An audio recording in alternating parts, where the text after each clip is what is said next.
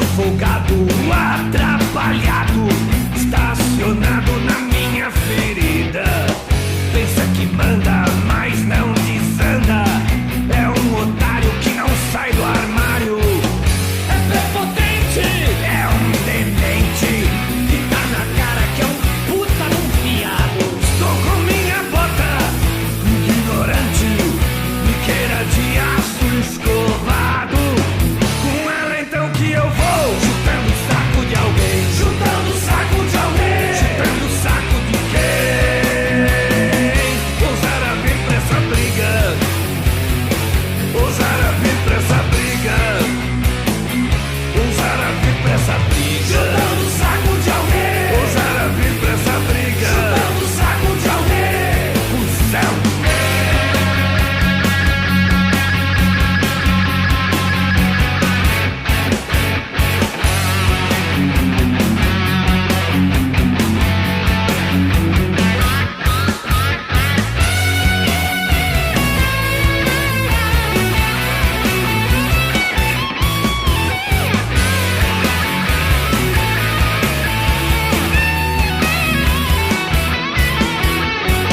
Com ela então que eu vou chutando o saco de alguém. Chutando o saco de alguém. Chutando o saco de quem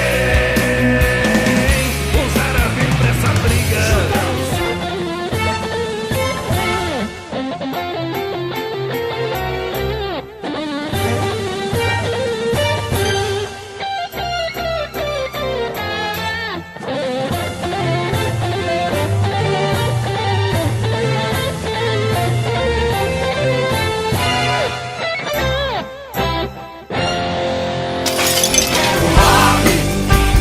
Rock de verdade, rock de verdade eu quero.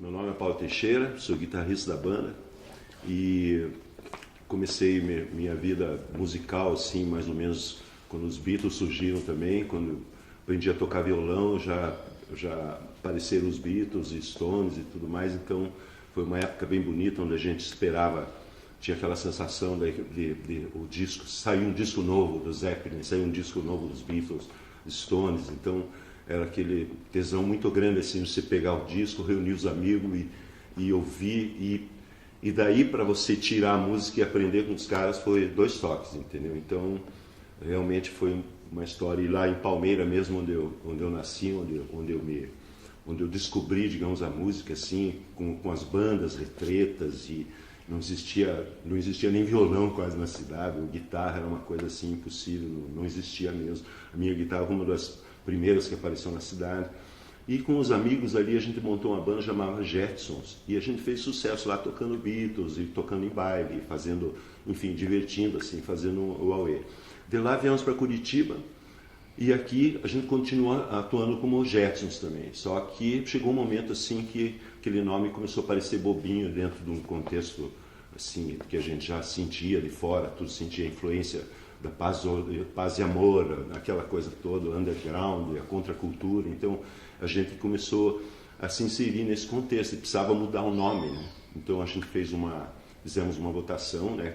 A banda éramos 5, mas tinha os agregados também, que as pessoas que ajudavam a gente também no meio ali. Então a gente bolou um nome novo. Tivemos assim 3 nomes na Cambuca, que era a Chave, Psico e a Janela.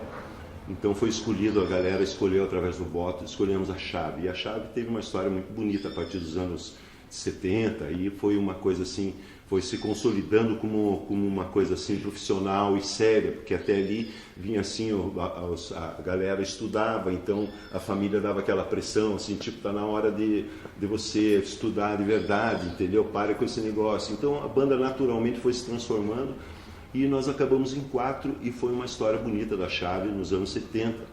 E aí, encontrar Paulo Leminski, encontrar Blindagem, essa galera toda bonita aqui, foi 2 toques e foi muito legal. Me apaixonei na hora pela energia deles, pelo que eles faziam, e eles me convidaram também, me respeitavam muito. Me respeito ainda, né? Então foi natural assim a minha entrada, a minha contribuição como guitarrista e tecladista na banda. Então, a partir daí, a gente se encontrou e começamos uma história nova, assim, dando um final da chave, que foi os anos 70, e foi muito bonito tudo, foi bem legal, deixou apesar de não termos gravado nada, mas deixou uma história bem no coração dos roqueiros e tudo mais, é um dado importante nessa aí. E a partir daí, encontrando com eles, participei do demo do primeiro disco, que foi um sucesso. Até hoje a gente toca, estivemos hoje em Telêmaco, lá a gente tem que tocar as músicas do disco de 82, que foi bem legal, assim, teve uma divulgação boa, fez sucesso aqui, e até hoje a gente toca e tocamos dependendo dessa parada. Marido, meu oásis, sou beduíno, sou... Quando eu formei, vamos dizer assim, quando eu dei o nome do Blindagem, a primeira banda que eu tinha visto tocar realmente foi a Chave, assim, me impressionou. Eu também estava chegando do interior, era VIP, vindo do interior do Paraná, entendeu? E nessa aí eu fui ver o show da Chave e fiquei assim realmente muito, sabe, assim, com a presença deles de palco, e resolvi mesmo, de tudo que eu via de música caipira, eu falei assim, não, já tinha contato de ter visto Beatles também, Rolling Stones, que eu gostava, né, tinha um compactozinho lá, e eu acho que naquela época, quer dizer, eu sempre fui meio audacioso na história da música, assim, por isso que eu estava brincando, eu estava comentando em off aqui que eu toquei no primeiro Águas Claras, e foi uma coisa muito curiosa. O Leivinha foi no meu papo bonito, porque eu trabalhava no Palácio Iguaçu, mas eu era office boy no Palácio Iguaçu. Eu peguei um papel timbrado do governo do Paraná e mandei uma carta para o Leivinha lá no Nusco Rala, lá, que era o produtor do primeiro Águas Claras, dizendo que o governo do Paraná estava apresentando a banda e ele mandou um convite oficial para a gente tocar. E foi assim que a gente foi tocar que eu toquei no primeiro das Claras, com Moto Perpétuo, Rock da Mortalha, Mutantes, foi uma coisa assim maluca, né? Eu tinha 17 anos de idade e fiquei impressionado, assim. Era uma época difícil, porque era uma época de regime militar, a gente sentia um pouco isso aí, mas você convivendo ali, você também sabe. Mas eu lembro assim de fazer as músicas, eu lembro que o Ivo e o Paulo Leminski escreviam as letras, eu que levava na Polícia Federal para autorizar, então eles iam lá, daí vinha com o carimbo que a música estava liberada, sabe? Eu achava aquilo muito engraçado, e mais engraçado ainda quando eles proibiam, daí eu achava demais, né? Porque eu não entendia por que eles estavam proibindo. Tem um lance de coisa era para matar. A coisa era para matar, exato. Então são assim, são coisas, é uma fase bonita, sabe? Daí, curiosamente, esse fato que o Paulinho contou foi a inauguração do estúdio na época aqui, e chamaram a gente para inaugurar, e o Alberto estava no Paraguai. E daí, como o Paulinho morava perto de casa, eu falei, pô, Paulinho, dá para você dar uma força lá, fazer uma guitarra? Ah, vamos nessa. Aí peguei uma variantezinha dele e fomos lá, gravamos, e ele que acabou gravando. E foi essa gravação que eu acabei levando para São Paulo, e levei lá para o Moacir Machado, na época que era diretor da Continental, e ele falou, cara, tá muito bom isso aqui, vamos gravar. E foi desse... E como é que surgiu a história da Chave com o Blindagem? Porque a gente tinha um grupo de amigos que chamava a Turma do Pinel, do Leminski apelidava de Turma do Pinel, que era eu, o Ivo, o Maurão, o Renan e tal, e a gente ia muito para o litoral, para a praia, e numa dessas de ficar lá na praia tocando, o Ivo começou a tocar essas músicas, que a Chave não tocava. E eu achava muito legal, sabe? Eu falei, cara, por que você não toca isso aí? Ele falou, cara, porque a Chave não gosta. E daí eu falei, cara, mas eu gosto muito. Eu falei, vamos fazer o seguinte, voltando a Curitiba, eu vou produzir um show teu. E produzi um show chamado Ivo Show. E onde foi, sabe assim, ele ficou encantado, porque ele chegou lá e cantou as músicas dele. O Paulinho até deu uma canja lá no dia do show e tal. Mas ele curtiu demais. E ele ganhou uma grana, porque todo dia lotou, e eu pegava o dinheiro e entregava todinho para ele, esse dinheiro. Daí, com isso aí, ele falou, cara, eu não vou. Daí aquelas brigas internas de banda, ele acabou vindo para o Blindagem. Daí o Celso dos Boys veio para tocar no lugar dele na chave, não deu certo, não se entenderam e tudo mais. Daí nessa aí a gente fez o convite para o Paulinho, foi assim que surgiu daí o lance do Blindagem com essa formação que a gente vem seguindo, né, até hoje, né? Alguns que faleceram no meio do caminho, mas... né? Mas o Paulinho mandou o Celso jogar no Vasco. Fala assim, você não toca nada de guitarra, vai ser jogador de futebol. Minha miragem do deserto de amor. Oi! Os dois separadamente já eram uma loucura, né? E os dois juntos, então, realmente foi uma coisa muito bonita e explosiva, assim, criativamente, né? Os dois se encontravam muito e tomavam todas, né? E muitas músicas saíram ali no Bife Sujo, no Guardanapo. A ideia, o Liminski era uma figura muito expressiva e muito efervescente, assim. Ele aproveitava tudo, né? Por exemplo, a gente está conversando aqui, ele pescava uma palavra e dessa palavra saía um haikai, ou saía uma ideia, uma coisa, e ele desenvolvia. Então ele sempre teve, o Liminski foi muito criativo, assim, pena que ele foi embora cedo, né? Porque poderia até hoje estar enriquecendo, né, toda a vida musical e a literatura, tudo. E hoje ele está sendo reconhecido e a gente até está envolvido no projeto com ele e tudo mais. Sobre o Ivo, foi sempre uma inspiração, né? O Ivo teve muitos momentos na vida que eu pensei assim, puxa, vou parar com isso, né? Vou, sei lá, fazer alguma outra coisa na vida, né? Alguma coisa até que rendesse um pouco mais, assim, como um ganho de trabalho, alguma coisa assim. E o Ivo sempre foi a pessoa, assim, que me segurou, assim, falou, pô, Paulinho, o que eu vou fazer sem você? Você tá maluco, bicho, nós não podemos, não pode, a música não pode parar. Então ele sempre foi essa inspiração bonita. E sempre foi um profissional, assim, dedicado. Ele nunca faltava nada, nunca faltava ensaio, sempre era o primeiro, assim, a querer desenvolver a banda, a querer fazer, vamos tocar, pô, vamos tocar. Ele ficava bravo quando não tinha coisa para tocar. Por um lado, era a necessidade mesmo de trabalhar e ganhar dinheiro, mas ele tinha um amor muito grande assim, pela música, então, uma coisa emocionante. Nos últimos dias dele, assim, nos últimos shows, ele fazia questão de ir, cantava sentado, muitas vezes até com dreno, uma coisa assim, impressionante. E a gente sempre, digamos assim, honrou muito o Ivo, a presença dele na banda sempre foi inspiradora, acho que para todos, assim, foi uma força importante na banda. E até hoje a gente vive essa força, porque a gente não conseguiu ainda, digamos, se livrar do Ivo, no bom sentido, entendeu? Mas assim passar que a gente consiga armar uma coisa criativa, uma coisa bonita, como foi com a presença do Ivo e do Paulo Liminski também na nossa vida, né? Legal. O Ivo, apesar daquela cara de louco que todo mundo dizia que tinha, era o cara mais careta que pode existir na face da Terra, mais metódico, mais ciumento, mais parceiro, companheiro. Só tinha cara de louco. Eu não. Isso aí. Ele foi um cara bem... Igual o filho dele aqui. Eu não me sinto substituindo o Ivo. Eu sou o sexto elemento da banda. Porque a figura dele é muito presente, assim. É um cara... tem todo o Ivo tem todo um astral, né? Ele está sempre presente nos shows da banda, nas viagens que a gente faz. Sempre falando, porque o Ivo fala uma total piada assim, ele te dá risada, como se ele estivesse presente mesmo, sabe?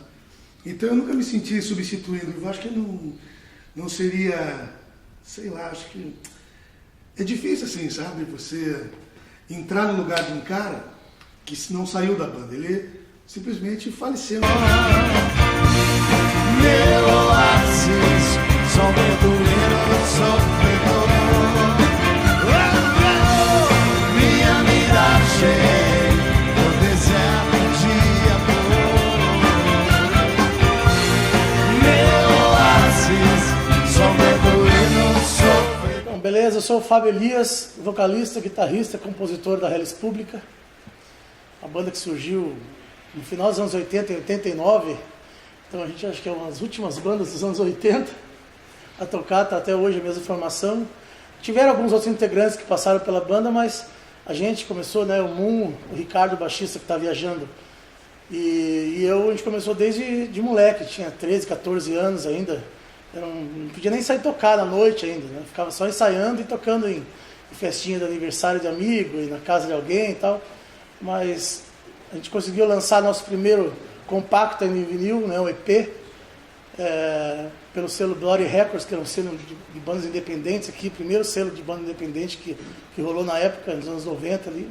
A gente lançou nosso compacto em vinil e dali em diante começou a se profissionalizar, né? A sair tocar na noite, já era maior de idade, daí já conseguia marcar uns showzinhos aqui e ali. Mas era uma época muito precária para o rock autoral, né? Não tinha muito espaço. Em Curitiba era muito difícil você ter banda, gravar, lançar, fazer as coisas rolarem, né? A gente, inspirados no Blindagem, né? Que era banda de rock na época, que era a nossa referência aqui. A gente não tinha o que tocava no rádio, lógico, né? A gente ouvia e tal, mas banda pra gente ver, tocar ao vivo era o Blindagem. E a gente se espelhava neles e na história do rock brasileiro, né? A gente ouvia no rádio, na época tocava rock no rádio ainda. A gente vinha muito das bandas dos anos 80, né? Não tinha como a gente não ser influenciado pelo Ira. Cada um na banda tinha a sua preferida, né? O Fábio gostava mais do Ira, eu gostava dos Titãs, o Ricardo gostava de Paralamas. Tinha cada um tinha suas preferências, mas a gente ouvia de tudo. Né?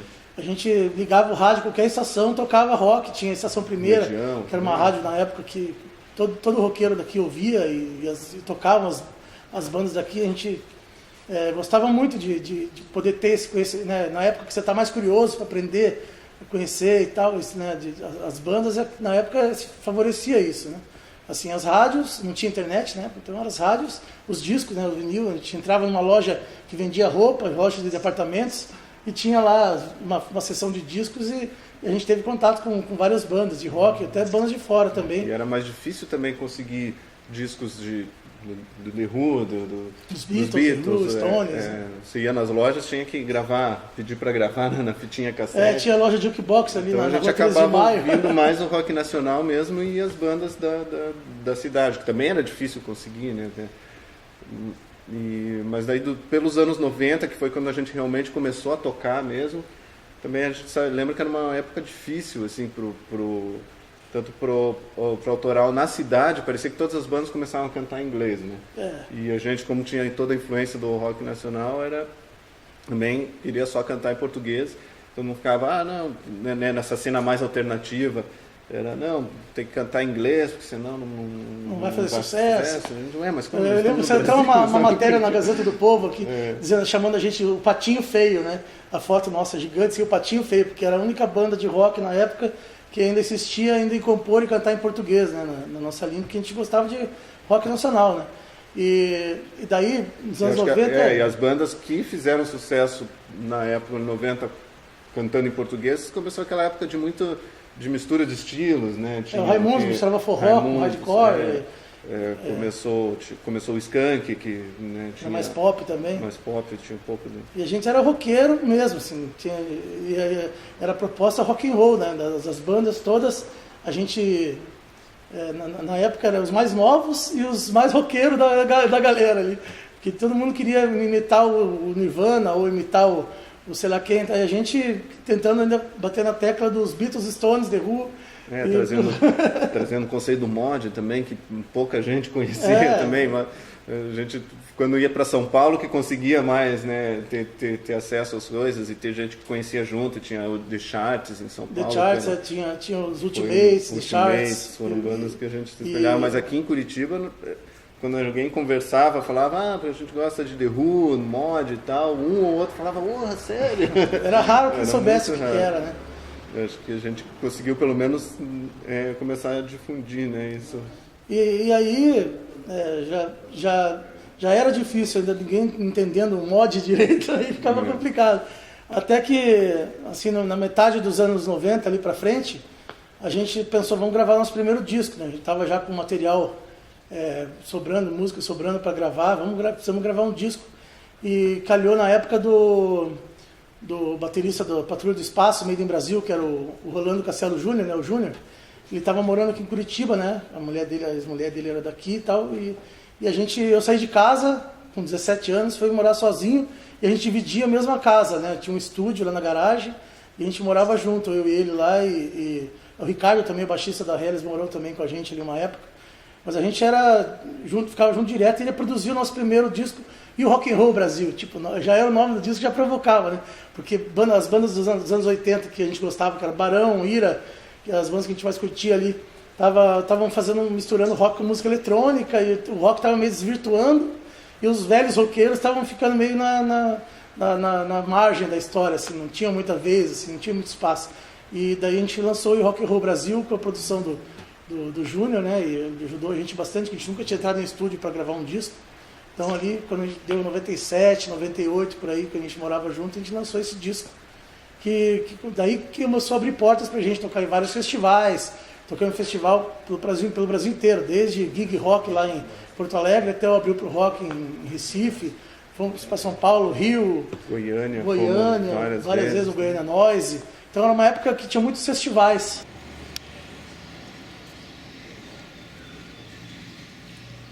E a minha trajetória com a música começou desde pequeno. Meu pai era músico, tocava acordeon.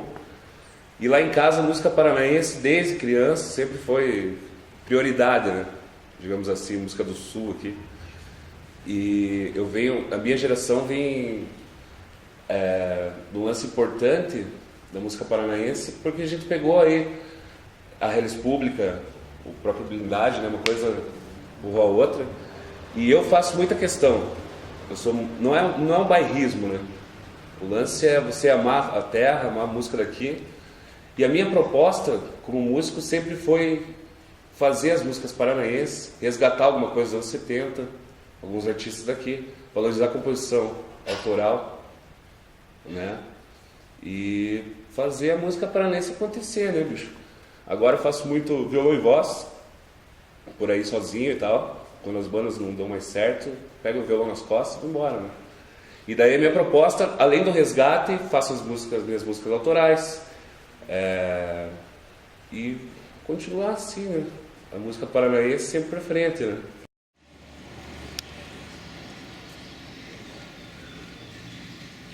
A gente surgiu bem no começo de uma geração toda nova dentro do rock no Rio Grande do Sul, que é a geração que começa a mexer com a internet, a usar mais recursos digitais, tanto para divulgar, quanto para gravar, quanto para fazer qualquer coisa com relação a uma banda.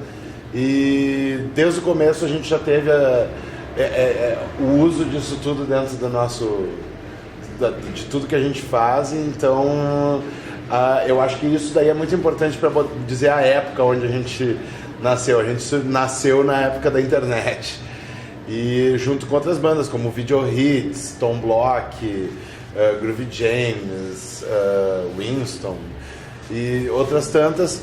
E a nossa geração vem um pouco depois da geração da Ultraman, Comunidade Ninjitsu, Tequila Baby, Acústicos e Valvulados. E 2 gerações depois do boom dos anos 80, lá com Defala, Replicantes, Engenheiros, Nenhum de Nós, e Cascaveletes, TNT, e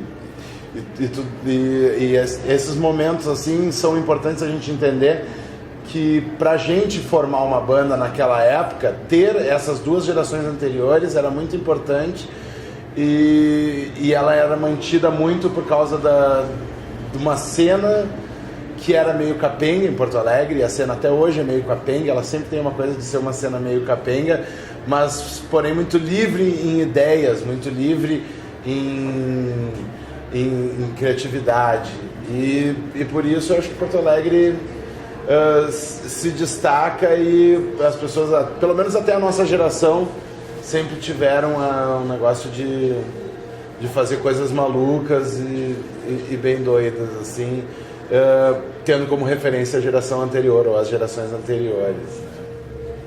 Em 98, quando a banda começou por um Super 8, né, Carlinhos, para fazer uma trilha, e no primeiro ensaio eu não estava, porque eu entrei só em 2000, mas no primeiro ensaio, sempre eu vi os guris contando que já saiu metade do primeiro disco, já as composições do primeiro disco. Quando eu entrei em 2000, a banda já existia, e já com a versão demo de Melissa, que foi a primeira música que a BD gravou, já estava em versão demo, estourado em todas as rádios de Porto Alegre, sempre nas mais pedidas. E isso em versão demo. Em 2000 é que se assinou um contrato com uma gravadora, o selo Antídoto, que era uma gravadora de lá, mas que tinha distribuição da Abril Music, que aí distribuía para o país inteiro, e com isso o nosso primeiro disco chegou em todo o Brasil. A gente começou em 98, gravamos em 99 a primeira demo, e em 2000 a gente já estava lançando o primeiro disco, e esse disco tinha Melissa, o clipe entrou super bem na MTV, a gente ganhou o prêmio de revelação no VMB, no Video Music Brasil, em 2001, e a gente veio morar em São Paulo, onde a gente trabalhava com um produtor daqui, que é o Manuel Poladian, conhecido de ter trabalhado com RPM, com Titãs, com Daniela Mercury, que está ali. E foi uma temporada bem interessante, onde a gente estava aqui divulgando, voltava para fazer shows, fazia shows por aqui, divulgava, estava morando todo mundo dentro de uma casa, a gente ensaiava o tempo inteiro e acabamos voltando para Porto Alegre, porque de tanto ensaiar dentro dessa casa a gente já tinha material para um segundo disco, que abriu a gravadora daqui, não queria lançar logo em seguida. Nós, como éramos ansiosos e jovens, a gente queria voltar logo para Porto Alegre para gravar logo o segundo disco, então a gente foi para Porto Alegre, gravou Outubro a Nada, nosso segundo disco, não sem antes fazer um concurso e chamar esse jovem, o Rodrigo Pila, através de um concurso para entrar para a banda, que foi em 2002, no começo de 2002, ele já entrou para o nosso segundo disco.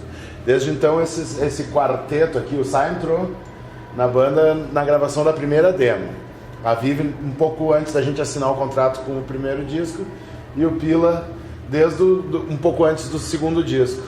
Esse quarteto está desde então sempre juntos, e as formações foram variando. Algumas pessoas bem do comecinho foram saindo, entrando outras, passaram várias pessoas já por nós, mas esses 4 ficaram aqui ainda acreditando na nossa própria demência.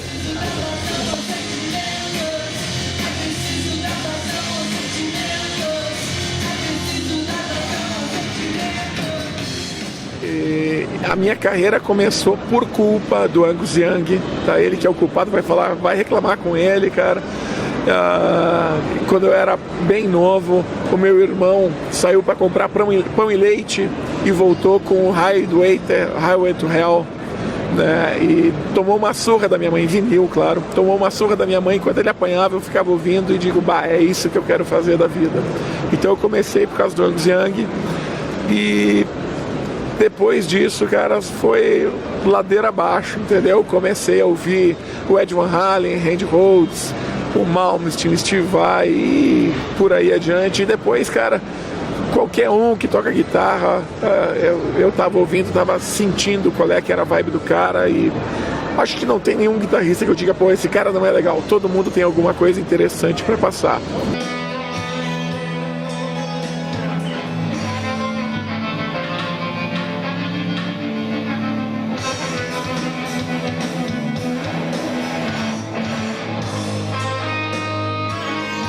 E essa coisa do sul que tu falou, de reconhecer alguma coisa do sul no meu sotaque de tocar, primeiro eu fico muito orgulhoso disso, porque eu tenho uma ligação muito interessante com música gaúcha.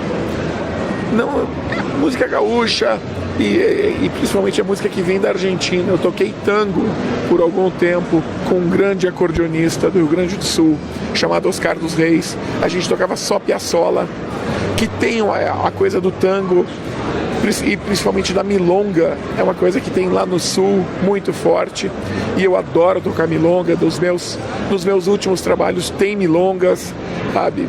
Milonga misturada com rock, milonga com guitarra com distorção. É uma coisa que não é muito comum, talvez ninguém tenha feito até hoje, mas isso não importa, o importa que é uma coisa que eu curto demais, eu amo fazer isso, cara. Então fico feliz que tu tenha reconhecido esse sul no meu sotaque ao tocar, porque ao falar todo mundo vê na hora.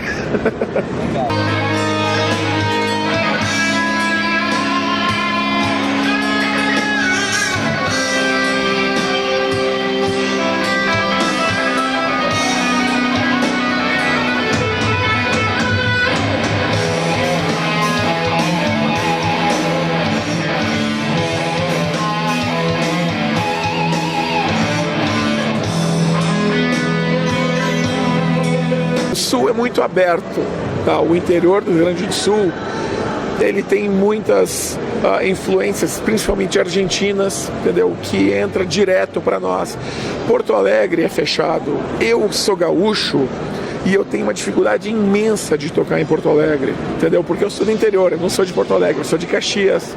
Ou como diz o pessoal de Porto Alegre, eu sou de Cacia, tá? Porque Caxias do Sul é na Serra Gaúcha e é povoado por italianos, basicamente, né? Tem também a parte da serra que é de alemães, né? Mas Caxias é italiano. Toda a minha família é de italianos e a gente fica ali em cima da serra e a gente não tem tanto contato. Quer dizer, hoje em dia é óbvio que tem contato, mas até a própria música da serra, o jeito de falar, o jeito de tocar da serra é um pouquinho diferente do jeito de Porto Alegre. Porto Alegre, para vocês entenderem, vocês estão ouvindo o meu sotaque. Porto Alegre é aquele sotaque mais baiaia, cara, legal, entendeu? Esse cantadinho de gaúcho que todo mundo faz piada é porto-alegrense. Eu não falo baiaia, entendeu?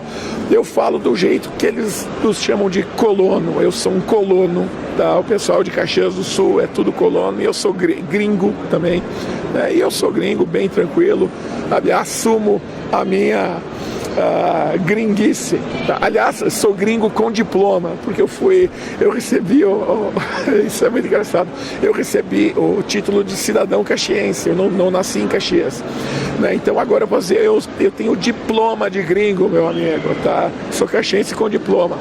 Mas enfim, a cena de Porto Alegre, me parece realmente que ela meio que se autoprotege, né? Tu diz que é uma coisa interessante porque por se autoproteger ela existe até hoje, mas eu te digo, pra mim, como gaúcho, eu não acho nada legal, cara, porque eu não consigo tocar em Porto Alegre, é muito difícil. Eu toco em todo o interior do Rio Grande do Sul, é sempre uma experiência muito legal, mas em Porto Alegre eu toco, esse ano eu não toquei em Porto Alegre, ano passado eu toquei uma vez em Porto Alegre, entendeu? Enquanto no resto do Rio Grande do Sul eu tô viajando direto. É bacana, sabe? Eles têm a música própria deles, né? Não sou muito fã, não gosto muito, mas talvez a gente tenha um problema de relacionamento, Porto Alegre e eu. Mas que existe a cena e existe muito rock and roll, existe com certeza. E o pessoal tá nativa já de muitos anos. Tem uma galera os longevos, assim, que era um grande sucesso nos anos 80 e até hoje estão tocando, sabe? Com muito público. Então, ok, sabe? Existe uma cena do rock gaúcho que é forte e principalmente lá no sul, obviamente. Não só do rock, toda a música gaúcha, sabe? Tem a música nativista, tem uma música que só se escuta no Rio Grande do Sul, sabe? Talvez chegue a Santa Catarina e olhe lá, cara. Mato Grosso, como tem muito gaúcho que foi morar lá, também eles levam. No Rio Grande do Sul tem os clássicos CTGs, que é o Centro de Tradição Gauchesca. Pelo amor de Deus, eles vão apanhar se eu falar isso. Centro de Tradição Gaúcha. Tá? Gauchesco é pejorativo. Então, nesses CTGs é o centro de tradição. Eu não poderia tocar no CTG porque eu tô de brinco, entendeu? Para tocar no CTG tem que tirar o brinco, tem que me pilchar, que é botar a roupa de gaúcho, né? Chama-se pilcha. Tem todo palavreado também. Então o gaúcho, ele tem realmente essa coisa de uma autoproteção, um bairrismo, existe. Não tão exacerbado, tem uns caras que são uns malucos que falam coisa de separatismo, coisa assim. Isso eu acho lamentável. Eu sou brasileiro, eu sou gaúcho, lógico, mas eu sou brasileiro e apesar dos nossos políticos, não vamos entrar nesse assunto, sabe? Eu gosto de ser brasileiro, quer dizer, apesar deles, bem apesar.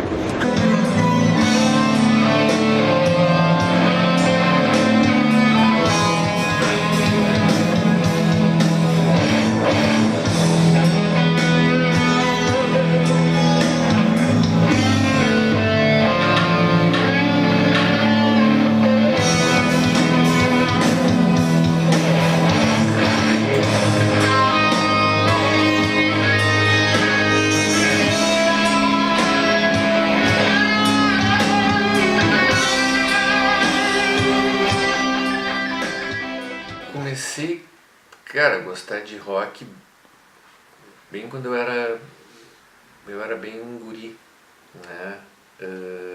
É um tipo de música e também não só a música, mas como a ideologia da coisa, mesmo eu sendo criança, me fascinava, porque era uma coisa diferente, uma coisa meio contestadora, né? Então, na época era Beatles e Stones, mais Beatles, né? Porque os Stones até, pelo menos para crianças, não era tão acessível assim, né? Daí depois, quando eu conheci os Stones, eu não, são esses são os caras, né? Mas, né, fui influenciado por bandas Led Zeppelin, Jeff Beck, Johnny Winter bastante, né? E assim, vamos adiante, estou falando dos principais, né? E no Brasil eu gostava muito, tinha uma banda daqui que era bem legal, o Bicho da Seda, né? E uma banda do centro do país que era o Tutti Frutti. Eu achava muito legal, né? O Carlini, que hoje é meu amigo, mas na época eu era um guitarrista com bom gosto, assim, era e continua sendo, né? Eu digo era porque estamos falando das minhas origens, assim. Então eu ouvia aquilo, tipo, porra, isso é de verdade, isso aí é bacana. E daí aquela coisa, amizades, assim, pessoas que compartilhavam do mesmo gosto musical, que não é que nem hoje, né? Hoje quem não gosta de rock no meio ali é meio visto, mas naquela época não, era o contrário, é quem gosta de rock, o que essas pessoas têm de errado, né? Mas tudo bem, deixa a gente ficar errado. Daí, né, comecei a me envolver com pessoal assim que, né, se identificava com essa mesma proposta, e daí comecei a tocar, né? Toquei, acho que comecei a tocar primeiro show profissional que eu fiz aqui foi em 81, né?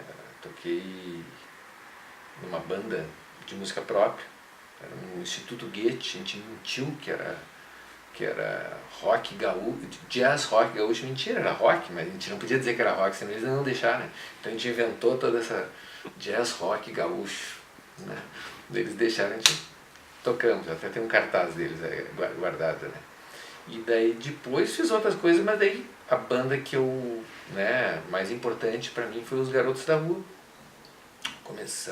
Eu entrei, a banda começou em julho de 83, eu entrei na banda em janeiro de 84, e tô nela até hoje, né? Formações mudaram, pessoas, né, entraram, saíram, mas enfim, o espírito continua o mesmo. O rock no Rio Grande do Sul chegou parelho, né, simultaneamente com o resto do mundo e do Brasil, assim, né? Nos anos 50, final dos anos 50, início dos 60, já tinha um monte do que se chamava na época de conjuntos musicais, né? E faziam bailes, tocavam 4, 5 horas, muitas vezes faziam 2 por dia, né? Eu já li relatos sobre isso, que o pessoal pegava a Kombi, assim, um carro, um furgãozinho, e saía tocando, na região metropolitana, Canoas, Novo Hamburgo, aqui em Porto Alegre. E os shows aqui em Porto Alegre rolavam em clubes, assim como clubes do interior, né? Sojipa, por exemplo, né? Clubes assim, que o pessoal ia, tocava e era bailinho mesmo, assim, né? Então um desses grupos eram os Jetsons, que depois veio se tornar uma banda. Os Brazos, né? Que chegou aí para São Paulo, foi para São Paulo, lançou alguns compactos, lançou um vinil e alguns compactos. Esse aqui é um dos compactos dos Brazos, né? Que tinha na formação o Luiz Wagner, que depois veio a lançar alguns discos, né, também saiu daqui, né, e um dos precursores do chamado samba rock, né, aqui no Brasil, né, ele lançou alguns discos nos anos 70, depois continuou a lançar discos nos anos 80, 90 e tal. Então, os Brazos foi uma banda muito importante aqui pro estado, né, chegou a tocar na TV, a acompanhar os programas que tinha ali em São Paulo, os programas jovens, né, de Jovem Guarda que tinham, eles tocavam chegaram a tocar lá. O primeiro disco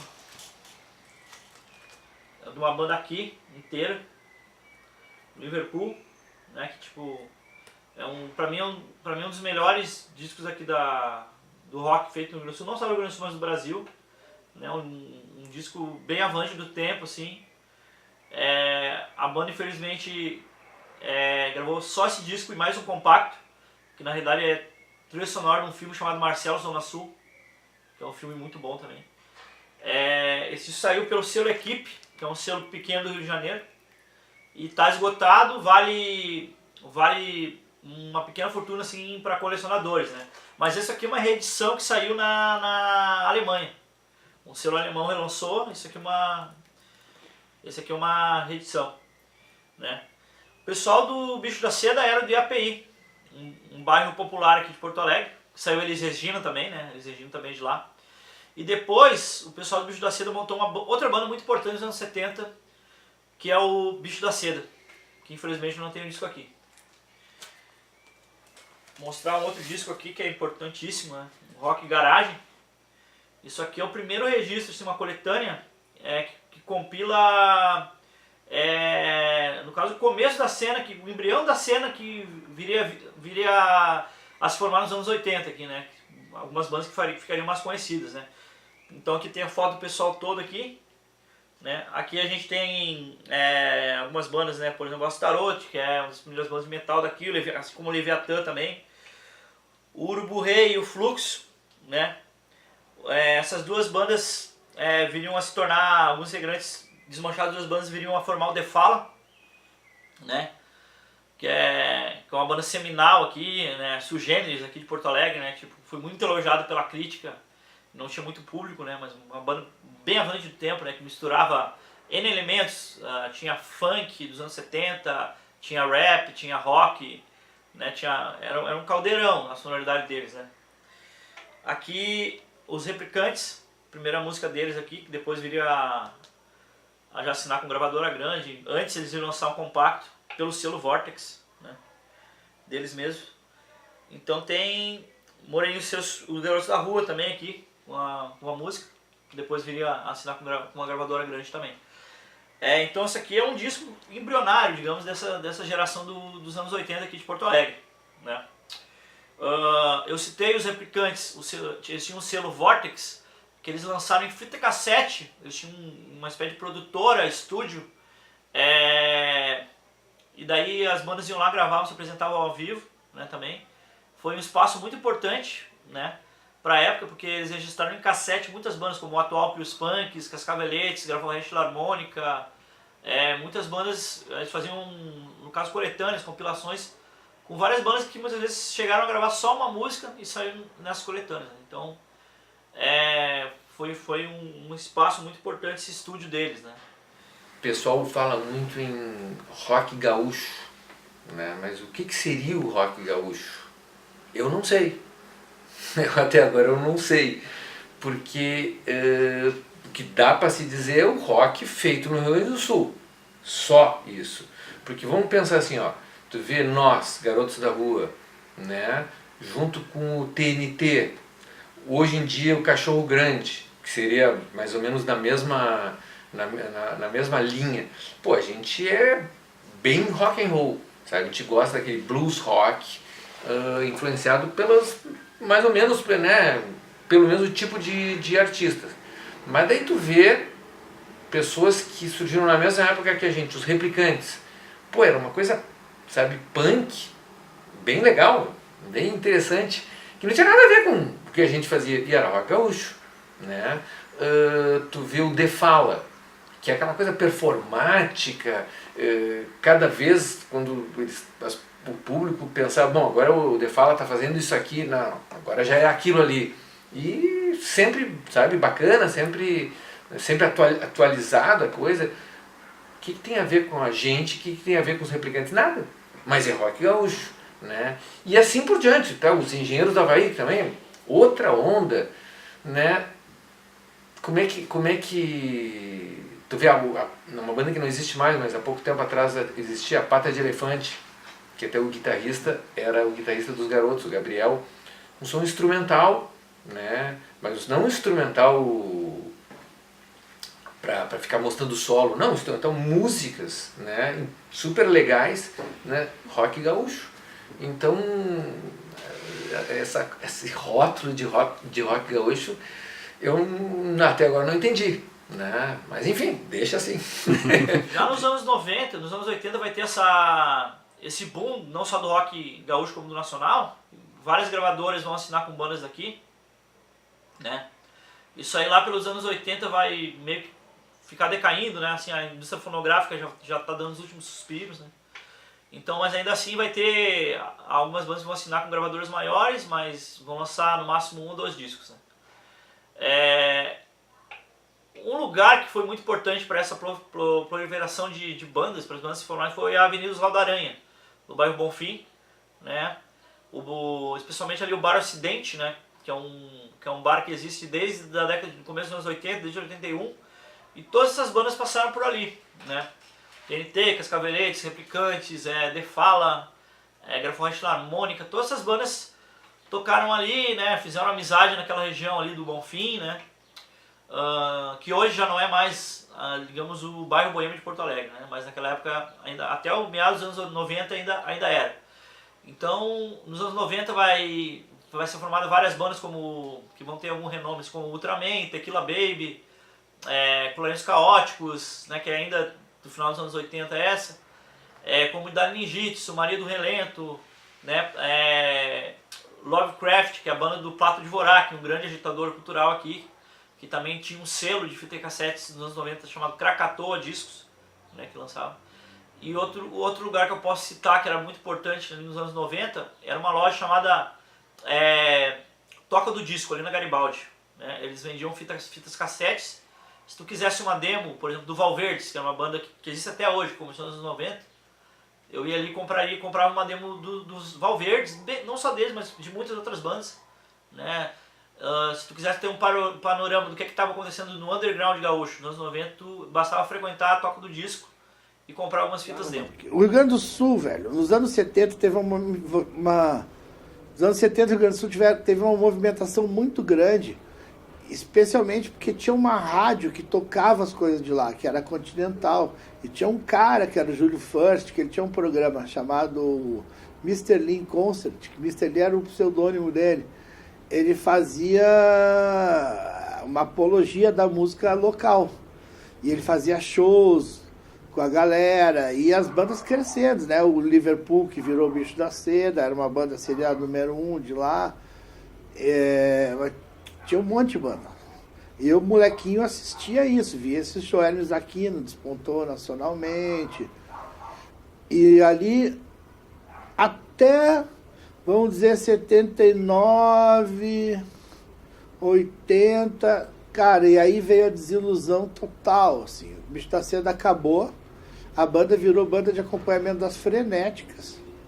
Os Almôndegas foram morar no Rio, depois, que eram heróis locais também, que eram folk, música folk, gaúcha, com rock.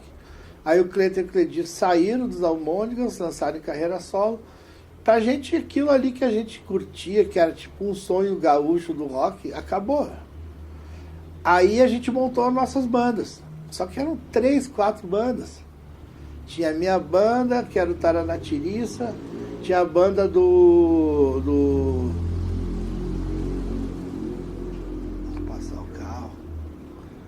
a banda do filho do Zé Gomes, que é o André Gomes, mas a galera que hoje está toda no Rio, Martal, o Alex que toca com a Marina, que chamava Cheiro de Vida, eles faziam uma coisa meio fusion, instrumental. Tinha outro que chamava Raiz de Pedra, que era um troço meio progressivo, morado depois de um tempo na Alemanha, e o Voo Livre, que era uma banda bem progressiva. Era isso. Aí só tinha essas 4 bandas, tinha mais umas 2, a Nata, e tinha uma cantora que era a Lore Finocchiaro, que também tinha uma parada meio rock. E a gente tava naquela aventura sozinhos, assim, dando murro em ponto de faca, porque não tinha nada. A rádio não tocava mais as coisas de lá. Aí começou a aparecer um outro canal, que foi a Rádio Bandeirantes, que virou Ipanema FM. Essa rádio tinha um programa à noite que tocava rock, que era o cara, o Ricardo Barão, que era roqueiro empedernido, assim. E ele que abriu espaço pra gente. A gente começou a tocar lá, e aí começava a fazer a festa, a gente tocava, e começou a rolar um movimento. Só que isso aí ainda era muito insípido. As coisas começam a acontecer de verdade, de novo, lá em 84. Quando aparece o Levante Rock do Brasil, época do Rock in Rio, que aí as pessoas começaram a dar atenção.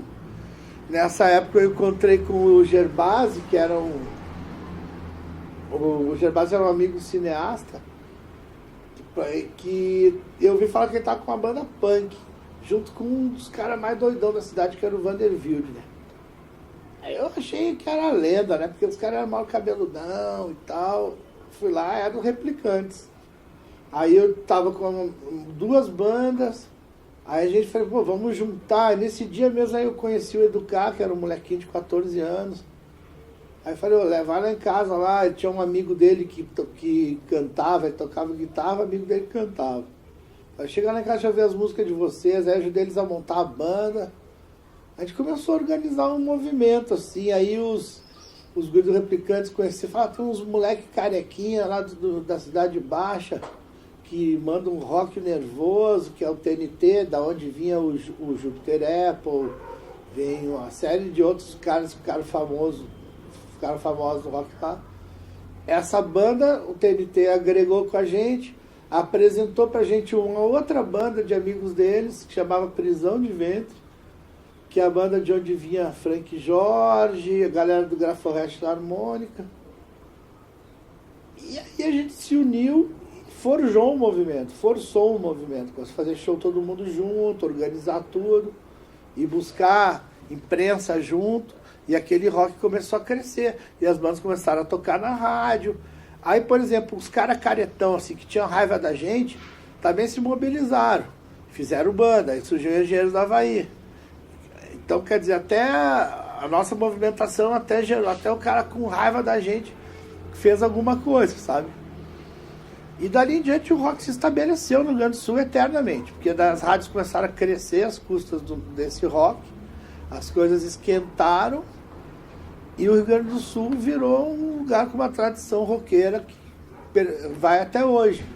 Mas ainda tem essa coisa de olhar para os anos 70, porque nós nos 80 não olhávamos para os 70, a gente queria que os 70 se fudesse, velho. Porque a gente tinha vivido os anos 70, e a gente achava uma merda aqueles anos 70, porque era tudo difícil, cara. Para tu arrumar um disco era uma lenda, para tu arrumar diversão era tudo uma foda, não tinha nada. Era tomar droga e sair fazendo merda na rua, era essa a nossa vida. Era rock and roll puro. Bom, cara, para falar sobre a cena de heavy metal gaúcha, ela é tão ampla que eu não me atreveria assim a falar de uma maneira histórica. Mas eu vou relembrando assim e vamos falando, né? A gente vai relembrando. Eu acho que tudo começou lá na década de 80, óbvio. E talvez um dos pontos iniciais foi quando saiu a coletânea Rock Garagem lá em Porto Alegre, que foi na capital, né? E aí tinham as bandas aí, eram 4 bandas, eu me lembro que era o Replicantes, tinha o Leviatã, o Astaroth. Se falando de heavy metal, o Astaroth foi, né, o que iniciou tudo lá. E na década de 80 eu acho que as bandas que tiveram um respaldo, que saíram do estado, que vieram tocar em São Paulo, inclusive, foi a Panic, né, lançou o primeiro, o Rotten Church, e seguiu lançando por gravadoras aqui de São Paulo, e o Leviatã também. E acho que uma coisa que ajudou muito essas bandas e todo o movimento lá em Porto Alegre foi quando surgiu a Mega Force, que foi a primeira loja lá. Eu acho que foi um pouquinho antes de 85, aí eu não tenho certo, mas tínhamos onde comprar lá em Porto Alegre, mas eram lojas que vendiam de tudo, vendiam heavy metal e vendiam pop. E a Mega Force foi a primeira loja de heavy metal, vender camiseta, vender vinil na época, né? Então se tornou um ponto de encontro. Eu acho que isso aí ajudou a fortalecer, a criar amizades, a surgir shows mais cheios, tinha um lugar de divulgar, né? Eu acho que isso aí foi bem imprescindível, assim, cara. E depois, mais à frente, abriu uma outra loja, que foi a Madhouse, que inclusive era a loja do Flávio Soares, do Leviatã. Eu acho que nessa época aí foi muito forte, cara. Todas as bandas brasileiras e bandas gringas tocando em Porto Alegre. Qualquer banda brasileira que tocasse lá no Araújo Viana, por exemplo, Rastiporão, Sepultura, Viper, era tudo show lotado. Eu acho que isso aí foi um lance bem legal, cara. E depois, já nos anos 90, pelo meio dos anos 90, começou a surgir muita banda mais extrema. Eu acho que o Rio Grande do Sul tem uma veia bem extrema, assim. A maioria das bandas que tiveram um respaldo maior a nível nacional e até mundial foram tocando death metal, assim. Então a gente tinha um projeto lá que era o 10.001 Noites em Porto Alegre, muita banda tocava lá, bandas do interior. Vou ficar citando que nem vou lembrar tantos, mas tocava Embalmed, tocava o Sarcastic, que é a banda de espreita que teve respaldo aqui, Dark Celebration, Bestial começou aí, Mental Horror, Carcinose, muita banda. E aí no final dos anos 90, sim, que eu acho que nosso maior expoente lá era o Crisium, né? E o Crisium veio pra cá como o maior representante gaúcho para São Paulo, e depois disso ultrapassou todas as barreiras. Hoje tenho certeza que o Crisium é o maior representante brasileiro, já não só gaúcho, né? A nível mundial, com turnê sem parar, Estados Unidos, Europa inteira, enfim. A gente tinha bandas muito atuantes lá. O Rebellion, por exemplo, é uma banda que conseguiu contato com as gravadoras gringas, fez mais que uma turnê europeia, com turnê de nível realmente. E nessa época a gente tinha muita banda tocando ao mesmo tempo, Mental Horror, que também saiu para tocar na gringa, tinha o Bestial, que conseguiu um respaldo bom também fora do estado, o Entorment, a gente tinha na parte do black metal bandas como Movarbro, Symphony Draconis, o thrash metal que também aparece fora do estado, que é o Decimator. Enfim, acho que no final das contas a parte mais extrema do heavy metal é que eu acho que ficou mais conhecida assim fora. Não é à toa que o Crisium é nosso maior expoente lá, né?